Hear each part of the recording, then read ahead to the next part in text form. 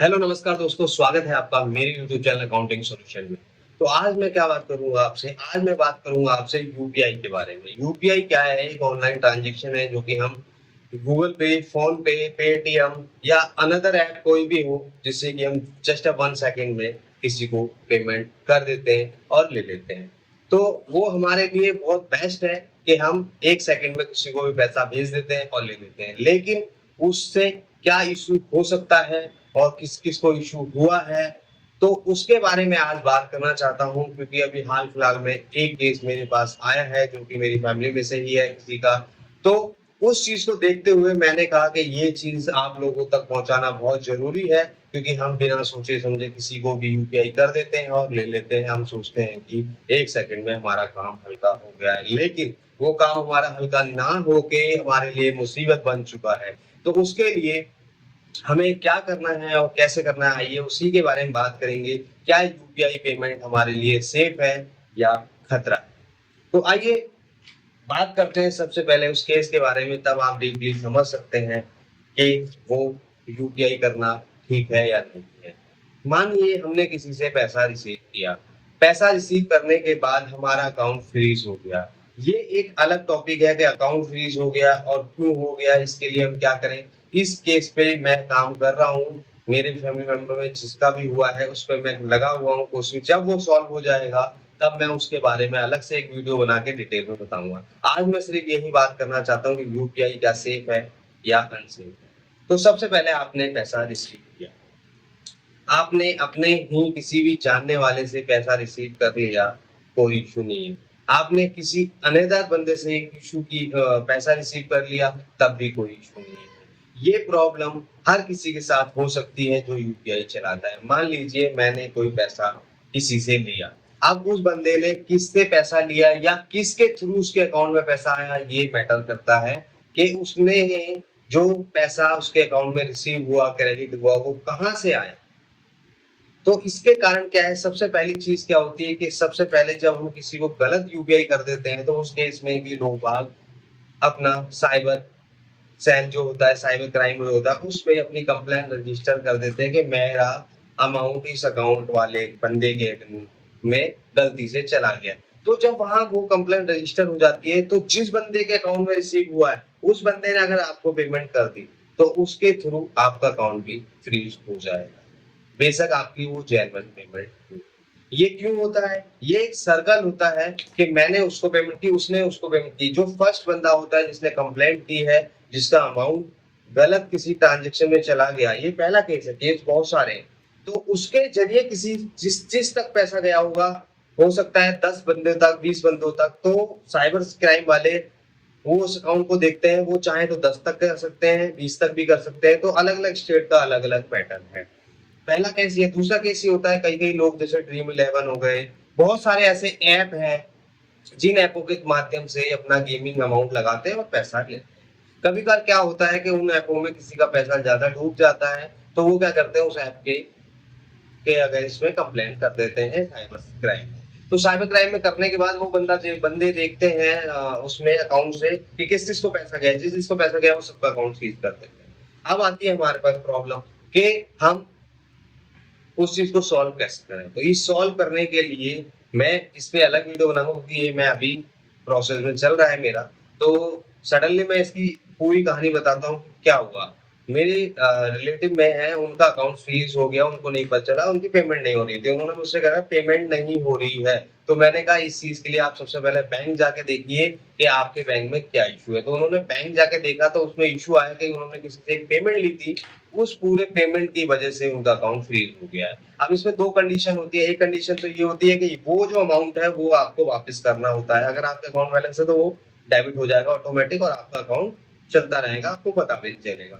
अगर आपके अकाउंट में बैलेंस नहीं है तो अकाउंट आपका फ्रीज हो जाएगा। या दो कंडीशन और होती है, अकाउंट होने के बावजूद आपका फ्रीज हो जाएगा।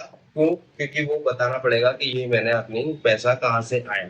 अब जो पैसा आया था वो उनके पास उसका प्रूफ था, जेन्युइन है, सब कुछ है, फिर भी वो फ्रीज कर दिया गया। अब उसकी डिटेल हमारे को आगे बैंक को फॉरवर्ड करनी है, जहां से साइबर क्राइम वालों ने रिपोर्ट करी है वहां से करना है। गुजरात से हुआ है तो गुजरात से करना है हमारे को। तो इसमें हमारे को बड़ा ही इशू है और जिस बंदे से हमने पेमेंट ली है वो बंदा कह रहा है ये पेमेंट मेरी जेन्युइन है, उससे बात हुई हमारी, सब कुछ हुआ। तो इसमें कंडीशन में क्या करना है, सबसे पहले आपको देखना है कि यूपीआई जो पेमेंट है आपको सबसे पहले कम करनी है। कम कैसे करनी है कि आप किसी से भी कभी भी कर देते हैं, पेमेंट कर दीजिए, कोई इशू नहीं है, लेकिन रिसीव करते समय ध्यान रखें कि आप जिससे पैसा ले रहे हैं आप उसको अच्छी तरह जानते हैं। अच्छी तरह जानते होने के बावजूद भी हो सकता है कि उसने किससे लिया है। तो जहां तक कोशिश करें कि यूपीआई पेमेंट अगर ले रहे हैं तो उसका प्रूफ आपके पास होना चाहिए। और 10, 5, 20, 100, 50 रुपए लेना छोड़ दीजिए। छोटे अमाउंट के चक्कर में आप 1 रुपए के चक्कर में भी फंस सकते हैं। तो सबसे पहले अगर आपको 10,000 लेने हैं, 20,000 लेने हैं तो आप लीजिए, कोई इशू नहीं है। उसमें भी दिक्कत आएगी लेकिन उसका प्रूफ, सबसे पहली चीज प्रूफ होना चाहिए कि भाई जिस बंदे ने दिया वो किस लिए दे रहा है। हम क्या करते हैं फ्रेंड सर्कल में नहीं, हमें 5,000 की जरूरत है कर दिया, उसने रिसीव किया, उसने किसी और को कर दिया, क्या पता मैंने जिससे लिया पैसा उसके अकाउंट में कोई इशू चल रहा हो या किसी ने कंप्लेंट कर। तो हमारे को सिर्फ ये देखना है कि इमरजेंसी में हम यूपीआई यूज करें, अदरवाइज हम अपने चेक का इस्तेमाल कर सकते हैं, नेट बैंकिंग का ट्रांसफर कर सकते हैं।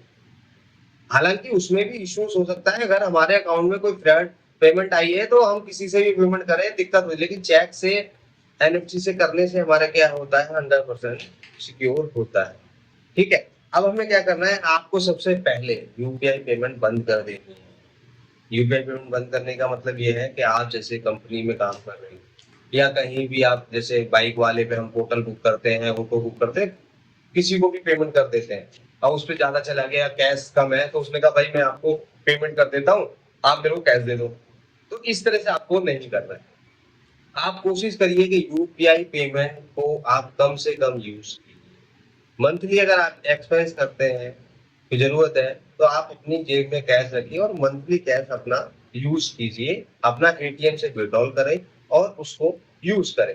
इमरजेंसी में आप यूपीआई कीजिए, कोई इशू नहीं है, पेमेंट करने में कोई इशू नहीं है, लेकिन रिसीव करते समय आप ध्यान रखें कि आप पेमेंट जो ले रहे हैं वो किस चीज की आप पेमेंट ले रहे हैं उसका पहला रिकॉर्ड होना चाहिए। आप कोशिश करें, अगर ज्यादा मोटा अमाउंट है तो कोई इशू नहीं है, आप यूपीआई या अपना चेक उससे ले लें। छोटा मोटा अमाउंट है उसको इग्नोर कीजिए, क्योंकि 100 रुपए के लिए भी आपका अकाउंट फ्रीज हो सकता है, 10 रुपए के लिए हो सकता है। उस 10 रुपए के चक्कर में आपको इतना बड़ा इश्यूज हो जाएगा कि आप सोच नहीं सकते कि क्या करें। सबसे पहली चीज, आप ट्रांजेक्शन बंद हो जाएगी, लेना देना सब बंद हो जाएगा, आप कुछ नहीं कर सकते, आपके अकाउंट में क्रेडिट आता रहेगा लेकिन आप पेमेंट नहीं कर सकते, ना यूज कर सकते। तो हम उस चीज को सबसे पहले यहाँ सुधारें। अब आप लोग सोच रहे होंगे कि भाई यूपीआई करेंगे हम, कैसे काम करें, कैसे वो करें, यूपीआई करते समय हम कहाँ कैश नहीं है हम तो क्या करें। तो कोई इशू नहीं, करिए, दिल खोल के आप यूपीआई कीजिए, पेमेंट कीजिए दुनिया भर, लेकिन रिसीव करते समय ओनली फॉर रिसीविंग। आपको रिसीव करते समय सबसे पहले ये सोचना है कि मैं जो पेमेंट ले रहा हूँ एक डायरी है या कोई भी एक ऐसी जगह है, या फोन में भी इसका स्क्रीनशॉट रखिए, उसमें मार्क करके रखिए कि ये पेमेंट किस चीज की थी। जो कल को अगर आपके अकाउंट में फ्रीज होता है ये अमाउंट आपको दिया जाएगा, वो बकायदा अमाउंट लिखा होगा कि आपने ये अमाउंट लिया हो, इस अमाउंट के चक्कर में आपका अकाउंट फ्रीज हुआ है, तो वो डिटेल रखिए आप। लेकिन कोशिश कीजिए अगर छोटा मोटा अमाउंट है तो आप उसको कैश में ही किसी से लीजिए, और ये नहीं कि महीने में इसको पैसा दिया, उसको किया, उसको किया, इसको किया, आप पैसा ही भेजते रहे, नहीं। आप पैसा मत भेजिए इकट्ठा ही, जैसे दुकान पे आप सामान लेते हैं आपने पेमेंट दे दी उसको, ठीक है, लेकिन लेना है, लेना कैसे से, किसी दोस्त को उधार दिया है, किसी कंपनी में उधार दिया है, या किसी से आपको पैसा लेना है, या कोई भी मैटर हो सकता है, या आपने रूम किराए पे दे रखा है, तो आपको क्या करना है, आपको अपने अकाउंट में यूपीआई यूज ना करके उससे बोलो अगर मोटा अमाउंट तो भाई आप मेरे को चेक दे दो। सिंपल सी चीज है, चेक दे दो। चेक में क्या होता है, बकायदा इंडिविजुअल का नाम होता है, चेक नंबर होता है, जिससे कि बैंक वाले ट्रैक भी कर सकते हैं। यूपीआई में क्या होता है नाम होता है। कभी बार केस में क्या होता है, उस बंदे का सिर्फ यूटीआर नंबर ही आता है, उसके अलावा आप ढूंढते रहते हो मैंने ये कब फोन पे से रिसीव किया था, कि कौन सी डेट में है, जरूरी नहीं 2 साल पुरानी भी एंट्री आ सकती है। तो इस चीज को सबसे पहले आप एक ही चीज करें, यूपीआई पेमेंट रिसीव करते समय सोचें क्या ये जरूरी है आपके लिए अमाउंट यूपीआई लेना, किसी और माध्यम से नहीं ले सकते हम उस चीज को, क्योंकि यूपीआई डिजिटल पेमेंट जो है बहुत अच्छी है, लेकिन जब हमारे अकाउंट्स में दिक्कत आती है, अकाउंट में दिक्कत हो जाती है। अभी मेरे रिलेटिव में जो दिक्कत हुई है वो अप्रॉक्स 16 जुलाई को पेमेंट रिसीव की थी और सितंबर में जाके वो कंप्लेंट, और जिसने पेमेंट दी थी उसका भी अकाउंट सीज हो गया, क्योंकि जो सर्कल चलता आ रहा है, चैन चलता आ रहा है, स्टार्टिंग वहां से हुई है। हो सकता है उसने किसी ऐप पे पैसा लगाया हो और उसका पैसा डूब गया, उसने कंप्लेंट कर दी, और जिस बंदे ने जैसे ऐप पे लगाया और जिसने विनिंग करी, जीता, वो पैसा तो वहीं से आया भाई, वो हारा और इसलिए जीता, पैसा वहां से आया। लेकिन जैसे ही पैसा उसके अकाउंट में गया, साइबर क्राइम वालों ने चेक करके तुरंत बोला भाई इसके अकाउंट में गया, इसके वहां सारे अकाउंट सीज कर। क्या बेनिफिट हुआ? हमारी पेमेंट तो जेन्युइन थी। तो मेरा एक यही मानना है कि यूपीआई पेमेंट जो भी हम लेते हैं सोच समझ के लें। अगर ज्यादा ही जरूरी है तो हम क्या करते हैं भाई, 200 रुपए की जरूरत है, प्लीज फोन पे कर दो। भाई 400 रुपए की दे दियो, फोन पे कर दो। किसी भी ऐप में हम डाल के वो पेमेंट रिसीव कर लेते हैं, कोई भी मतलब थर्ड पार्टी ऐप यूज कर लेते हैं। तो मेरे हिसाब से आप ये चीज थोड़ा सा ध्यान रखें। मेरा आज वीडियो बनाने का मतलब यही था, क्योंकि उस केस को मैं फेस कर रहा हूँ, अभी वो कंप्लीट नहीं हुआ। जिस दिन वो कंप्लीट होगा उस दिन मैं आपको उसकी पूरी की पूरी डिटेल बकायदा शुरू से लेकर एंड तक सब चीज सिखाऊंगा, बताऊंगा कि कैसे मैंने उस चीज को अप्लाई करके ठीक कराया। अभी तो मैंने कुछ नहीं किया, अभी तो सिर्फ डॉक्यूमेंट इकट्ठे किए कि भाई किस पर्सन से पैसा आया था, उसका स्क्रीनशॉट मैंने लिया, और कहाँ का किस किस कब कब मैंने पेमेंट ली है उससे, वो चीज मैंने सारी की सारी मैंने अपने पास रखी हुई। लेकिन क्या हम 100 200 500 1000 2000 4000 पेमेंट किसी से अगर लेते हैं तो क्या हम हर महीने उस चीज से ले? नहीं, आप जिससे बचें, कोशिश करें। अगर आपके आस-पास में बंदा है तो आप उससे ले सकते हैं, लेकिन दूर है बंदा तो नहीं ले सकते। तो उससे बोलिए ठीक है आप यूपीआई कर दीजिए, लेकिन उसका रिकॉर्ड आप रखें। रिकॉर्ड रखें कि कल को कोई एंट्री अगर खुलती है तो आपको ढूँढने में, और उस बंदे जो स्क्रीनशॉट है आप बैंक में सबमिट करेंगे और आपको वहाँ क्राइम ब्रांच में, सॉरी क्राइम ब्रांच नहीं, क्राइम सेल साइबर सेल में भी देना होगा। तो उस चीज़ को आप रखें, प्रूफ रखें। लेकिन कोशिश करें कि रिसीव पेमेंट करते हुए यूपीआई का काम इस्तेमाल करें अपना, और लेन-देन जो है वो ठीक करें आपका। हमारा क्या है, यूपीआई जब से आया हम बिना सोचे समझे तुरंत फ़ोन पे किया, तुरंत किया। 1 सेकंड में हमने फ़ोन उठाया, भाई चाहिए, कर दिया, बिना सोचे। तो इस चीज़ को आप ध्यान में रखते हुए कोशिश करें कि इस चीज़ को आप कम यूज़ करें। और मेरे हिसाब से थर्ड पार्टी ऐप को भी बंद कर दें। थर्ड पार्टी ऐप में हम पैसा लगा दिया या कहीं से हमने रिसीव कर लिया, तो वो भी हमारे लिए इश्यू हो सकता है।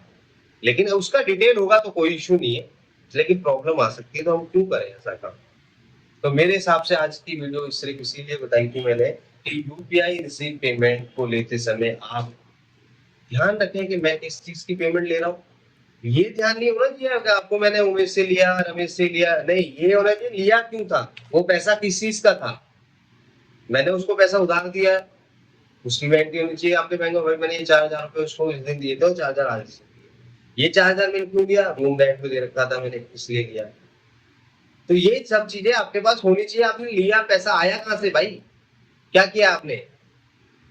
तो ये चीजें आपके पास डिटेल होनी चाहिए, और ये को नजरअंदाज मत कीजिए कि आप किसी से पैसा लेते देते हैं तो कोई किसी को पकड़ेगा नहीं। आज की डेट में आपका अकाउंट किसी से भी लिया वो फ्रीज कर देंगे, और आप जाने, आप अपने हाथ पैर मारे, आपकी हेडक है, ना बैंक वाला कुछ कहेगा आपसे, ना साइबर वो वाला कहेगा। आपको बस उसको सॉल्व करना है, उन लोगों को मेल करना है, डॉक्यूमेंट सबमिट करना है, और वो पैसा देखना है कहाँ से आया था, किससे आना है। पैसे वाले जिससे पैसा आया था उससे भी बात करनी है, वो भी मुकर सकता है भाई पैसा मैंने दे दिया, अब आप जानो, क्योंकि वो आप पैसा उनको वापस करना ही पड़ेगा। आप अगर डिस्प्यूटेड अमाउंट ऐसे करके कुछ है, डिस्प्यूटेड अमाउंट करके आया था उसमें, वो पैसा वापस ही करना पड़ेगा। तो बस मेरा आज का यही सिद्धांत था, और बताना था कि प्लीज आप इस चीज से अवेयर करें, इस चीज को ध्यान रखें, और थोड़े फ्रॉड जो चल रहे हैं ऑनलाइन, उन फ्रॉड से बचें। कोई भी कहता है कि आपका डेबिट कार्ड, इंटरनेट बैंकिंग या XYZ उसने पैसा मांगा, तो ध्यान रखें, बहुत ज़्यादा ज़रूरी है ये चीज़ आपके लिए।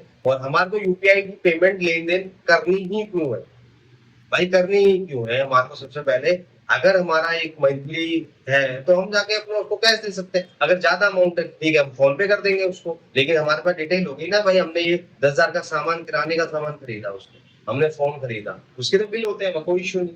लेकिन लेते समय पैसा ले रहे हैं हम, क्यों ले रहे हैं उससे पैसा? रिसीव्ड क्यों किया? कोई तो रीज़न होगा। तो उस रीज़न को आप अपने पास रखिए, बकायदा एक अपनी डायरी या कुछ भी XYZ रिसीवर की पेमेंट की या तो स्टेटमेंट निकाल के इसको मार्क करके उसमें लिख दीजिए कि मैंने इस बंदे से पैसा लिया था और इस कारण से लिया। इसकी रिवर्स एंट्री मेरे पास ऑलरेडी यहाँ पड़ी हुई है, वो आप उसका प्रूफ बना। तो अगर मेरी वीडियो अच्छी लगी हो तो मेरे चैनल को सब्सक्राइब करें अकाउंटिंग सॉल्यूशन। और मैं इस जो केस आया है साइबर क्राइम का, उस केस पे काम करके डॉक्यूमेंट सबमिट करके अगर वो सॉल्व होता है तो उसकी वीडियो में जरूर बताऊंगा आपको कि अगर आपके साथ होता है तो इसको कैसे हम सॉल्व करें। चलिए, नमस्कार, धन्यवाद।